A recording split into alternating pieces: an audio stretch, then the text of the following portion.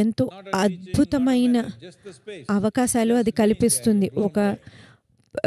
ఒక టీచింగ్ కాదు, ఒక బోధన కాదు, కేవలం ఆ స్థలం. మీరు ఆ స్థలానికి వెళ్తే చాలు, మీకు ఎన్నో చెప్తుంది అది. నేను ఒకసారి వెళ్ళాను, నాకు ఎంతో నచ్చేసింది.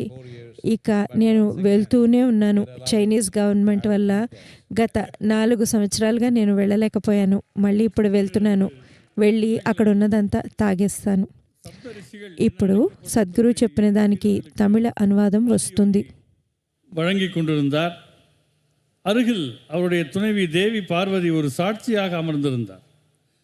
அவர் ஆதியோகியை பார்த்து, ஏன் வெறும் 112 முறைகள், இன்னும் அதிகமான வழிகள் இருக்குமே என்று கேட்க, தீவிரமாக அந்த போதனையில் அந்த தன்மையை வழங்குவதில் ஈடுபட்டிருந்த ஆதியோகி 112க்கு மேல் அதற்கு வேறு வழிகள் கிடையாது என்று அப்பட்டமாக மறுத்துவிட்டார். சற்றே அவமானப்பட்டது போல் உணர்ந்த பார்வதி கானகத்திற்கு சென்றார். மிக தீவிரமான சாதனைகளை மேற்கொண்டு நிஷ்ட நியமங்களிலே ஈடுபட்டார். சில மாதங்களுக்கு பிறகு திரும்பி வந்தார். அப்போதும் ஆதியோகி தன்னில் இருக்கிற ஞானத்தை தன்னுடைய 7 சீடர்களுக்கு வழங்குவதிலே ரொம்ப மும்முரமாக இருந்தார். அங்கே வந்த பார்வதி ஆதியோகிக்கு அருகே அமராமல் ஒரு படி கீழே அமர்ந்தார். அதாவது தான் தோற்றுவிட்டதை மறைமுகமாக உணர்த்துவது போல, சப்தரிஷிகளுக்கு தெரியாமல் ஆதியோகிக்கு மட்டும் உணர்த்துவது போல அமர்ந்தார்.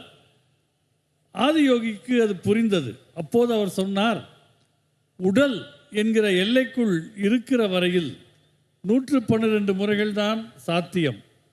ஆனால் உடல் என்கிற எல்லையை தாண்டி விட்டால் இந்த பிரபஞ்சத்தில் எத்தனை அணுக்கள் இருக்குமோ அத்தனை வழிகள் சாத்தியம். பல கோடிக்கணக்கான வழிகள் அதற்கென்று திறக்கும் என்று சொன்னார். கைலாயத்தில் ஒரு குறிப்பிட்ட இடத்தில் அது நடந்தது. சக்தி நிலையில் அது மிக அற்புதமான இடம். நீங்கள் போதிய ஏற்கும் தன்மையோடு போதிய சாதனைகளோடு அங்கே போவீர்களேயானால் அந்த வெளியே உங்களுக்கு பல அற்புதமான மகத்துவங்களை உணர்த்த முடியும்.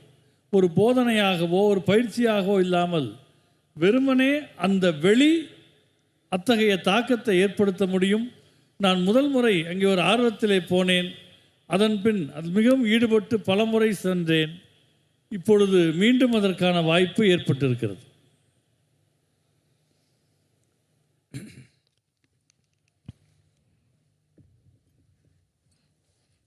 Whether life is a curse or a blessing, జీవితం ఒక శాపమైనా సరే, ఒక వరమైనా సరే, whether your mind is ఇది దేని మీద ఆధారపడుతుందంటే మీ మనస్సు మీ నుంచి సూచనలు తీసుకుంటుందా లేదా అన్న దాని మీద ఆధారపడుతుంది. ప్రస్తుతం నేను మిమ్మల్ని ఒకటే అడుగుతున్నాను.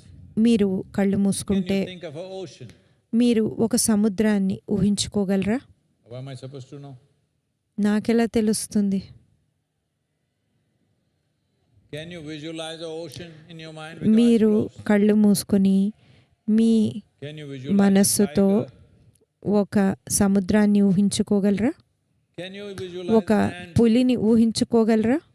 ఒక Can you visualize a చీమను ఊహించగలరా? ఒక పర్వతాన్ని ఊహించగలరా? fantastic mind? మీకు అద్భుతమైన మనస్సు ఉంది. మీరు దాన్ని స్వర్గంగా ఎందుకు మలుచుకోలేరు? What's stopping you? మిమ్మల్ని ఏం అడ్డుకుంటోంది?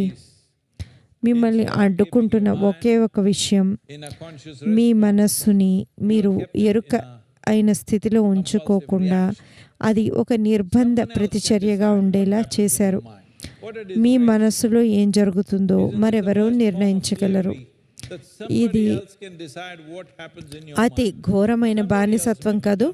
ఇంకెవరో మీ మనస్సులో ఏం జరుగుతుందో నిర్ణయిస్తున్నారంటే, happen within మీ చుట్టూ ఏం జరుగుతుందో ఎవరైనా నిర్ణయిస్తే పర్వాలేదు, కానీ మీ లోపల ఏం జరుగుతుందో అది ఇంకెవరు నిర్ణయించకూడదు. మీరు ఈ ఒక్క విషయం చేయండి. compulsive మీరు నిర్బంధంగా చేస్తున్న ప్రతిచర్యల నుండి ఎరుకతో మీరు స్పందించడం మొదలుపెట్టండి. ఓ అలా ఎలా చేయను, వాళ్ళు ఇలా అనగానే నాకు వాళ్ళని అలా చేసేయాలనిపిస్తుంది అనకండి. మీరు ఏదో ఒక డివైస్ ఉపయోగించండి. ఎందుకంటే ఇది మహాశివరాత్రి కాబట్టి నేను చెప్తున్నా. ఇంకా ఎన్నో విధానాలు ఉన్నాయి చేసేందుకు. ప్రస్తుతం whatever ఎవరో ఏదైనా అన్నారనుకోండి, మంచి కానివ్వండి చెడు కానివ్వండి, మీ మనస్సులో శివశంభో అనుకోండి. for any god, you మీరు ఏ భగవంతుడిని పిలవడం లేదు, enough time మీరు కేవలం consciously rather than వారికి ఎరుకతో స్పందించడానికి కాస్త సమయం ఇస్తున్నారు అంతే. మీరు ఎరుకతో స్పందిస్తే మీకేం కావాలో అది జరుగుతుంది. మీరు somebody else wants will నిర్బంధ స్థితిలో it's your choice. రెస్పాండ్ అవుతే ఇతరులకు ఏం కావాలో అది జరుగుతుంది. ఇదే మీకున్న చాయిస్. அல்லது சாபமா என்பது மனம் நீங்கள் சொல்வதை கேட்கிறதா இல்லையா என்பதை பொறுத்து இருக்கிறது. உங்களை நான் கேட்கிறேன், கண்களை மூடினால் உங்களால் ஒரு கடலை கற்பனை செய்ய முடிகிறதா? ஒரு புலியை கற்பனை செய்ய முடிகிறதா? ஒரு எறும்பை, ஒரு மலையை? முடிகிறது என்றால் அது மிகவும் அற்புதமான விஷயம். நீங்கள் உங்கள் வாழ்க்கையை இதன் மூலம் சொர்க்கமாகவே மாற்றிவிட முடியும். ஆனால் உங்கள் வாழ்க்கை சொர்க்கமாக மாறுவதை எது தடுக்கிறது தெரியுமா?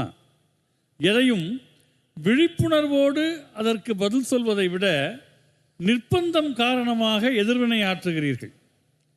நிர்பந்தத்தால் நீங்கள் எதிர்வினை ஆற்றத் தொடங்கிவிட்டீர்கள் என்றால் உங்களுக்குள் என்ன நடக்க வேண்டும் என்பதை வேறு யார் வேண்டுமானாலும் தீர்மானிக்க முடியும்.